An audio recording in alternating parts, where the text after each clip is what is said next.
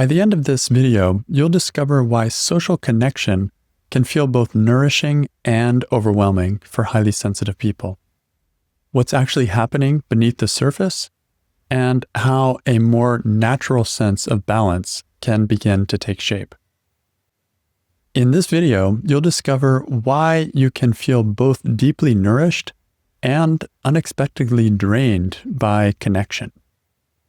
What's really happening when your social life feels like too much or not enough, and how a more supportive way of relating to connection begins to take shape. There are times when being with someone feels really good. You feel connected, you feel understood, you feel more like yourself. And in those situations, the conversation tends to flow, and there's a feeling of space, and there's a sense of ease. And afterwards, you will probably notice that you feel nourished, and you feel clearer, and you feel more settled.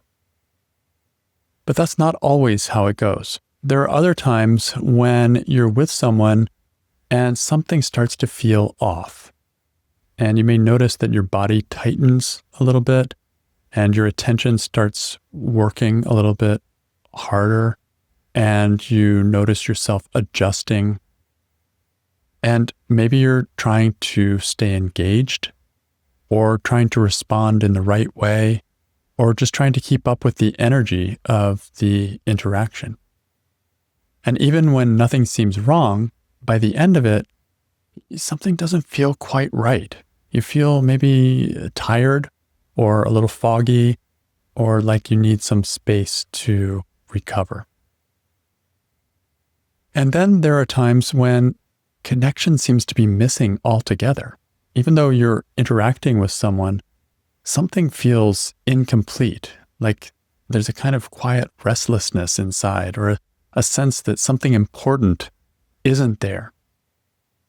So you can end up finding yourself moving sometimes between these two experiences, between these three experiences of having easy connection, of having kind of a strained connection, and having a connection where it feels like there's just something missing, like there's not even a really connection at all. So we could say too much or not enough. And it's not always clear what would actually feel right. So what's happening beneath the surface is that your system is responding very precisely to the quality of connection. Not just whether you're interacting with someone, that's on the surface level, but underneath, like how that interaction is landing inside of you. How much space there is for you to be yourself, whether you feel at ease or slightly on guard, whether you're staying connected to your own experience or starting to move away from it. When there's a good fit, you'll find that your system relaxes and there's less effort.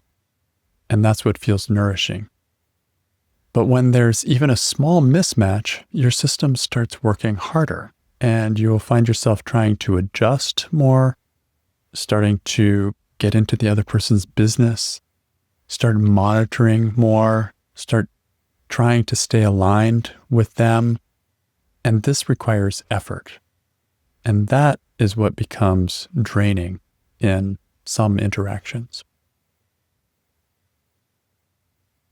At the same time, when meaningful connection is missing, your system will register that too, as we've mentioned, and there's a kind of absence. So it feels like something is not there, and you're going through motions, but my goodness, it's just dry and it doesn't feel meaningful. So this isn't just about being social or not being social. It's about how well the interaction fits you. For highly sensitive people, this tends to be more pronounced, and that is because of our sensitivity. We naturally notice more, we feel more, and we process more.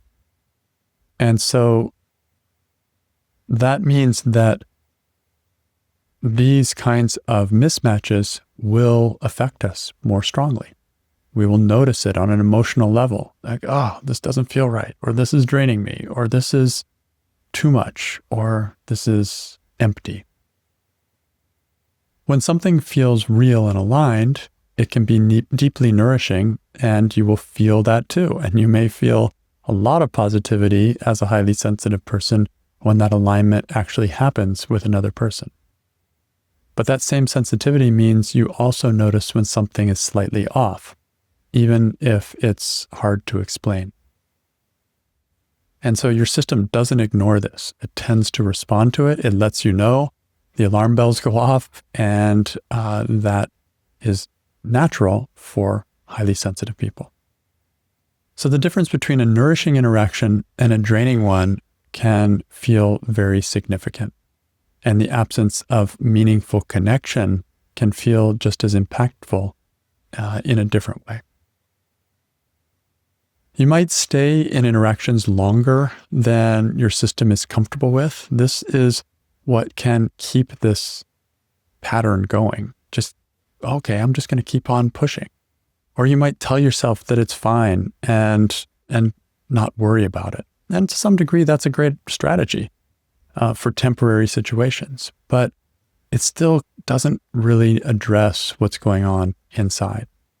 You may find yourself not asking for space, or not asking for a different pace, or for what would actually feel supportive to you. And so this can build if you're in the same relationship or with someone that you're meeting frequently, and it can end up becoming something that makes you start to pull back from the relationship. And it's not that you don't want connection, but it's that you may have felt like it was too much or maybe too little for you. And so you can end up getting kind of in between these two modes of pushing through or then withdrawing, and then having too much and then not enough. And it tends to be a bit of all or nothing.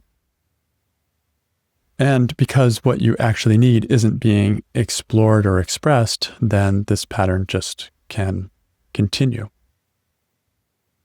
But it's possible to approach this differently. One place this begins to shift is by looking at your social life more intentionally. Sometimes I'll go through this with clients as a kind of gentle review, looking at the different relationships in their life. It's like, which ones feel genuinely nourishing, which ones tend to feel depleting, which ones feel neutral. And then also looking at the rhythm, like how much interaction actually feels supportive and how much space helps them to reset. What starts to become clearer is that there isn't just one right answer. There's your answer, and that will be different at different points and in different situations and over time. And so you have to keep checking with yourself to find out what feels right, what feels off, and following your own lead in that way. And it also becomes clear that connection itself isn't the problem. In many cases, it's something highly sensitive people are naturally very good at, and something that genuinely nourishes us when it fits. But start noticing what happens in real time. Start paying attention to your sensitivity. It's there for a reason. Use that information and start to notice. Notice when you start to feel yourself adjusting, or notice when your energy begins to drop, or when you feel the pull to stay instead of pausing. And gently start questioning what's going through your mind in those moments. The thoughts that say you need to keep going, or that it would be uncomfortable to speak up, or that your needs are too much. As these thoughts become more visible, then there's more space inside of you, and you'll feel that. And from that space, small changes start to become possible. It becomes possible to shorten an interaction, for example. It becomes possible to take a break. It becomes possible to reach out when you actually want connection instead of sitting passively.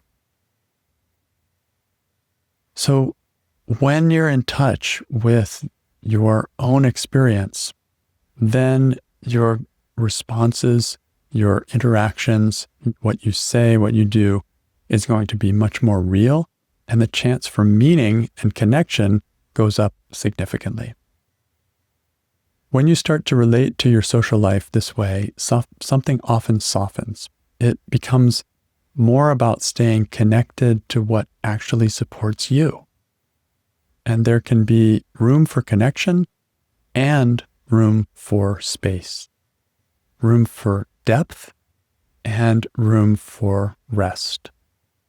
And instead of moving between too much and not enough, a more neutral balance can begin to take shape over time in a way that feels steady and genuinely supportive.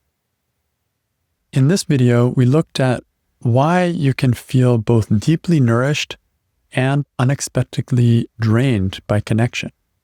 And that is because as HSPs, we're capable of deep connection, which can be truly nourishing, but we also focus in all interactions on the quality of the connection. And if that quality isn't great, and we keep pushing to try to make it great, then or to even just do our duty, then we can end up expending a lot of energy to try to force something that isn't actually natural.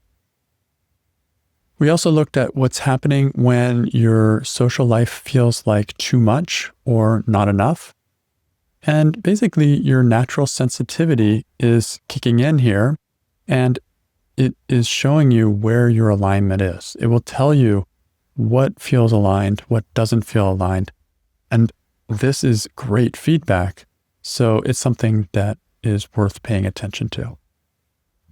And then finally, we looked at how a more supportive way of relating to connection begins to take shape when you pay attention to this alignment and adjust to what you feel. So the feeling I'm left with today is that finding your balance with social connection is one of the most important factors for happiness and health. And your particular balance point may be quite different because it may be unique to you as an individual and unique because of your HSP trait. But I'd say this is as important as finding your balance with food or exercise or rest or any number of other important things.